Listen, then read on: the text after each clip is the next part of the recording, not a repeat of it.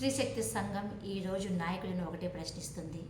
BRS ఎమ్మెల్యేలని ఎందుకు మీరు పార్టీలు మారాల్సిన అవసరం వస్తుంది అంటే, మీరు చేసిన దొంగతనాలు, దొంగ కబ్జాలు, దొంగ దోపిడీలు, అన్యాయంగా నిరుపేదలకు దక్కాల్సింది దక్కనీయకుండా దోచుకునేందుకు, నిరుపేదలకు దక్కాల్సిన లబ్ధి పొందాల్సిన పథకాలను కూడా మీ సొంతంగా వాడుకునేందుకు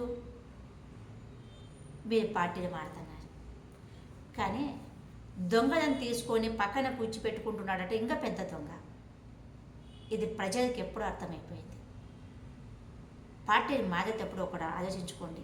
ఈరోజు పార్టీ మారుతున్నాం, రేపు మేము పార్టీ మళ్ళీ ఖచ్చితంగా బీఆర్ఎస్ పార్టీ వచ్చినప్పుడు మళ్ళీ కాంగ్రెస్ పార్టీ వచ్చి మళ్ళీ బీఆర్ఎస్ పార్టీలోకి వస్తాం. మళ్ళీ బీఆర్ఎస్ పార్టీ ఓడిపోతే మళ్ళీ కాంగ్రెస్ పార్టీలోకి వెళ్తాం.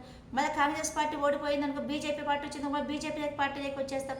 మీరు మారుతుంటే మిమ్మల్ని చేర్చుకోనికి సీఎంగా వీళ్ళు రెడీగా ఉంటారేమో, కానీ నెక్స్ట్ మిమ్మల్ని గెలిపించడానికి ప్రజలైతే రెడీగా ఉండరు. ప్రజలకు అర్థమైపోయింది ఎవడు మన కొడుకు, ఎవడు దొంగ కొడుకు అని చెప్పేసి.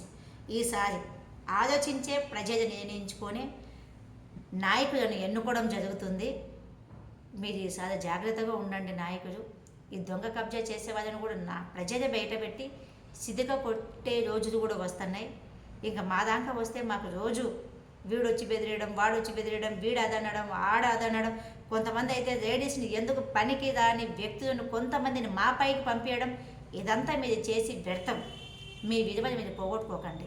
మేమైతే తగ్గేటోళ్ళం కాదు, మీరు ఎంతైనా విచారించుకోండి. మాకైతే తెలుసు ఈ జీవితం శాశ్వతం కాదు అని చెప్పేసి మేమైతే ఏది దాచుకోవడం కానీ దోచుకోవడం కానీ ఏది ఉండదు.